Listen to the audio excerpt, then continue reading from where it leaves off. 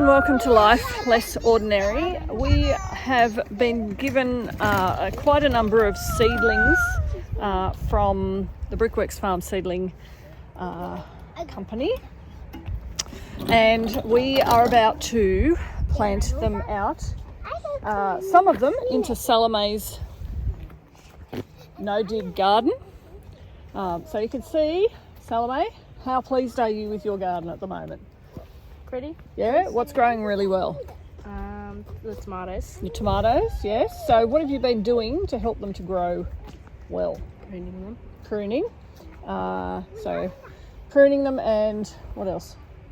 Training them up onto the trellis? Yeah. Yeah. And we've been feeding them as well, giving them some nutrients into the soil. Some of the other things haven't done so well, so we haven't been as happy with the corn, which looks very sad. So we'll be planting some other things in here.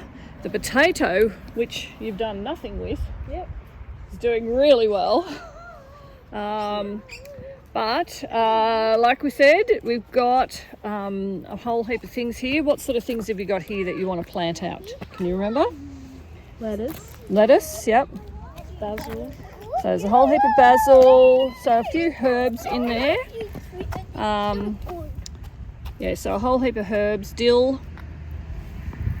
What else? Oregano. Parsley, oregano, marigolds. And then what have you got here? So these ones we potted up yesterday. What were they? I think it's broccoli. Broccoli and cauliflower, so a few varieties of that. And then we've got quite a few celosia that hadn't been purchased, so we're just going to plant them into the garden. So you're going to get going on that? Yep. Yes. So that's Salome's no-dig garden, and how she's going with that, I'll help her with that in a minute. But I just wanted to show you over here. This is the patch where I've been growing the dahlias, and it's been a bit sparse, and as you can see, I haven't really done too much in terms of weeding, but we've got quite a number of different varieties here. So once that opens up, we'll see what that looks like. So these are all different varieties. I've tried to separate them out so that we've got lots of varieties. We've netted some of the trees. The echinacea's going really well. Yarrow have gotten to some of the weeding. And the comfrey. I grow a lot of comfrey so that we can, it's good because it has deep tap roots, so it's good for the soil, but the leaves are actually really good for making your own compost tea, which I do have a video that I've done of that. Essentially all it is just grabbing a whole heap of leaves and putting them in a bucket, filling it with water and letting it sit and ferment for 3 weeks or so, and then you can dilute the liquid to make an excellent compost tea, so adding it to your plants. So that's why we have comfrey. So here is what I wanted to show you. These are what I need to plant out. So I've got lots of English lavender, and I've got some more out the back as well. Some Asian greens, a whole heap of parsley. This is the large amount of celosia, and then these are all lettuce that I want to plant out in the garden out the back as well. So as you can see, we will have our work cut out for us, but we also have some helpers. So 2 of the grandkids are here, and I'll see who else I can rope into helping. Our eldest son and his wife are here as well, so we'll see whether they want to help, but I'm counting on it. But I'll show you how we go. I was just having a conversation with Simeon. This is his potato patch that he's got here. He's just set it up to do a bit of watering. He's been doing a lot of clearing of stuff here, and we're just thinking through what sort of companion plants he could put in with the potatoes. And I do have a companion plant chart, and I suggested maybe putting nasturtiums in, particularly along the edge of this retaining wall, because then it can just grow down the wall. And we have plenty of nasturtiums down the back, so you can just go and pick the seeds off the plants, or there's heaps of dried seeds on the ground, and just apply them liberally here, and it will be a nice lot of colour at the front here.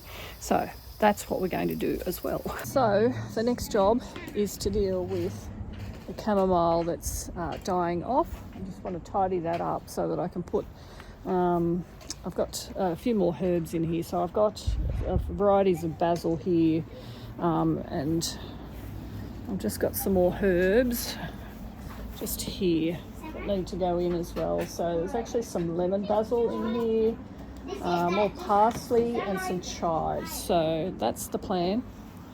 Tidy that and put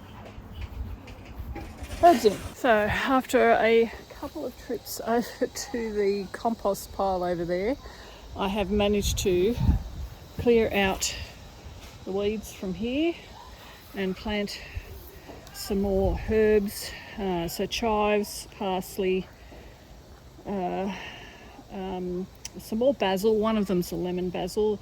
I've got a little lavender in each corner there, and I'm just giving it a little bit of a water in.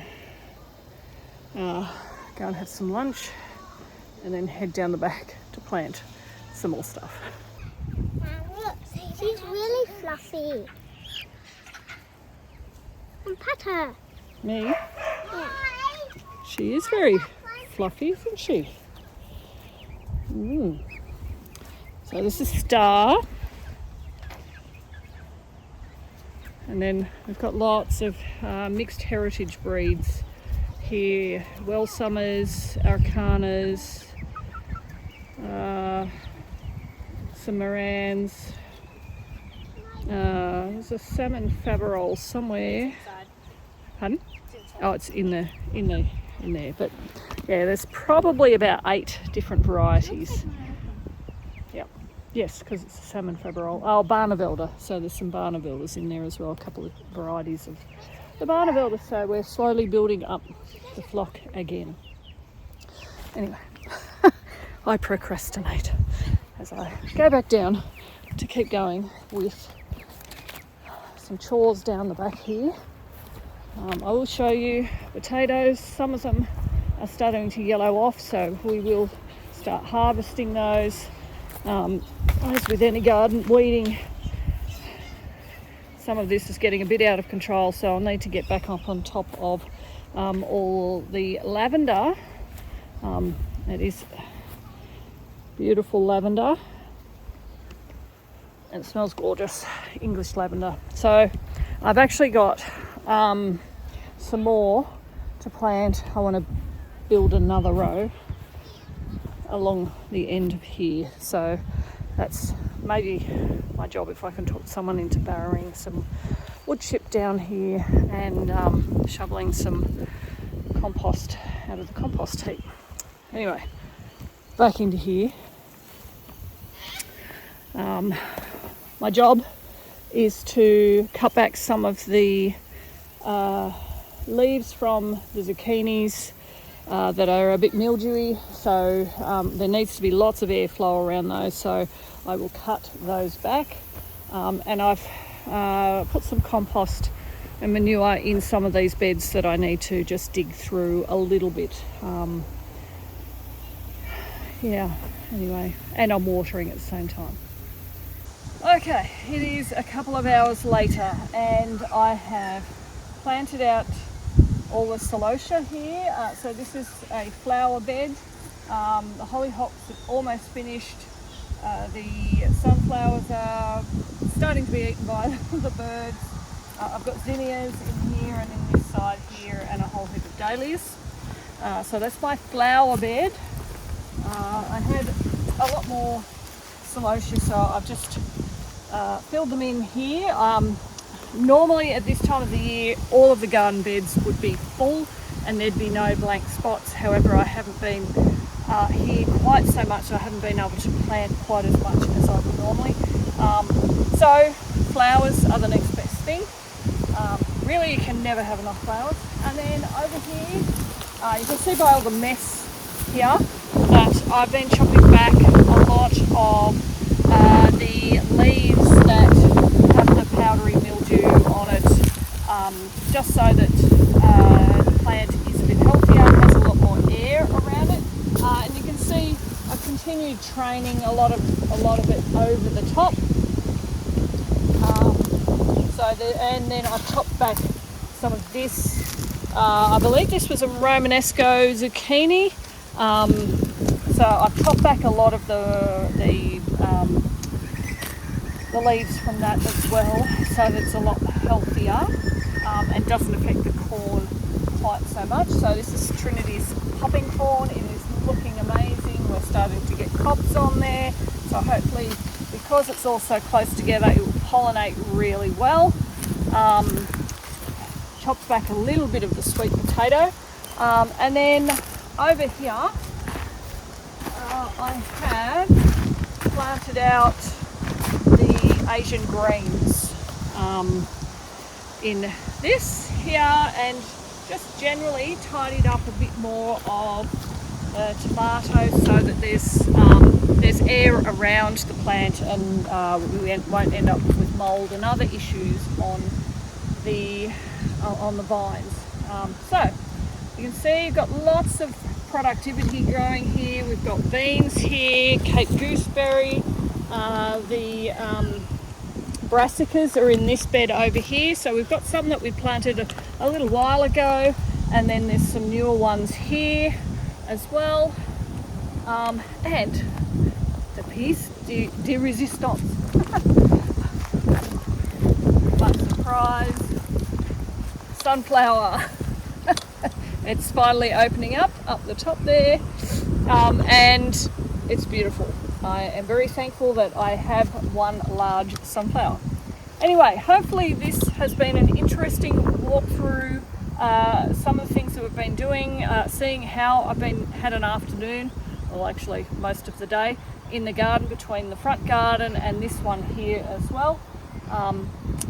Hopefully it encourages you to get out there and do some gardening as well and grow some of your own food. Anyway, thanks for joining us as we live our life less ordinary.